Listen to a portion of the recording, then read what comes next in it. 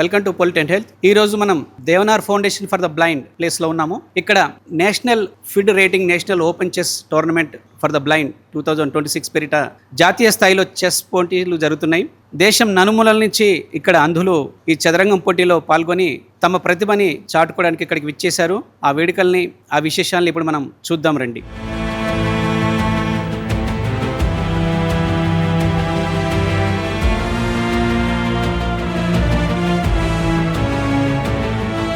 Chess ఇది కేవలం నలుపు తెలుపు గడుల ఆట కాదు. ఇది ఎత్తులు పై ఎత్తుల యుద్ధం.